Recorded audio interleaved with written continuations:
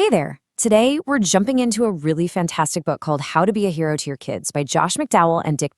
We're going to unpack their amazing framework, the 6A plan for positive parenting. So let's start with a big question, right? In a world filled with celebrities and superstars, how can a parent possibly compete? Your kid's hero might be an athlete one day and a movie star the next. It feels like an impossible standard. Well, the book's core message is you don't have to compete at all. And here's why. The very first thing we need to do is change our definition of what a hero even is. We're not talking about fame or superpowers here. A hero, in this sense, is simply a parent who shows up with compassion, character, and integrity. It's about being a positive role model, not a perfect one. So let's be really clear about the goal. It isn't to be a celebrity in your own home. The real mission, the one that truly matters, is to equip your children to handle life in what can be a really challenging world. See, when you're their hero, they'll listen to your values, and that's what truly prepares them. Okay, so how do we actually do this? Well, the book gives us this incredibly clear roadmap called the 6A's. Think of it like a recipe, where each ingredient builds on the one before it. We've got acceptance, appreciation, affection, availability, accountability, and authority. Let's walk through each one. Everything, and I mean everything, starts right here with unconditional acceptance. This is the bedrock of the whole plan. It's about sending a clear message to your child. No matter what you do, no matter how you mess up, I love you anyway. That feeling of security is what gives a child their sense of worth. All right, once you've got that solid foundation of acceptance, you add the next layer, appreciation. The authors have this great idea of becoming a good finder. So instead of always spotting what's wrong, you make a conscious effort to look for what your child is doing right. You catch them being good and you praise them for it. It makes a world of difference.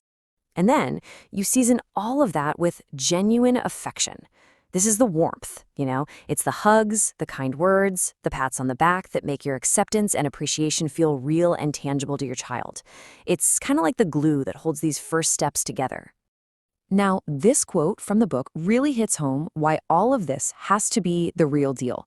You can con a con, you can fool a fool, but you can't kid a kid. It's so true. Children have this built-in radar for phoniness. They see right through it. Your actions have to match your words, or none of this works. Which leads us to what might be the most challenging A for many of us, availability. I mean, think about it. If you're not actually there, how can you show acceptance, or appreciation, or affection? The book argues that there is just no substitute for quantity time. Just being present is how your kids know they're a priority.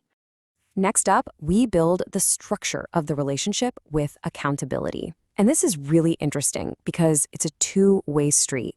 Of course, it's about holding your kids responsible for their actions, but it's also about being accountable to them. It means you're willing to say, I was wrong, I'm sorry. That teaches integrity way more than any lecture ever could. And the final piece of the puzzle is topping it all off with loving authority. Now, this isn't about being a dictator, not at all. It's about providing clear, firm, and loving limits. Believe it or not, that structure is what helps a child feel safe and secure. They know the rules of the road, and that gives them the confidence to thrive. To make it super clear, the book breaks down 3 styles. On one side, you've got the autocratic parent, the dictator. That's all rules and no relationship. On the other end is the permissive parent, the doormat, all relationship but no rules. The sweet spot, the goal, is right in the middle, relational authority, where you have fairness and firmness, building respect instead of fear. So, what happens when you put all of these A's together? What's the payoff? Well, the results are pretty profound. Kids who grow up with this kind of parenting learn to be confident. They learn to be appreciative and fair. And maybe the most important thing of all, they learn to like themselves. Now, maybe you're listening to all this and thinking, gosh, my kids are already older. Is it too late for me? The authors have such an encouraging message about this. They say, remember, it's never too late to start doing what is right. You can start building or rebuilding that heroic relationship right now. So that brings us to the final and most important question. This isn't just stuff to know, it's a plan to put into action.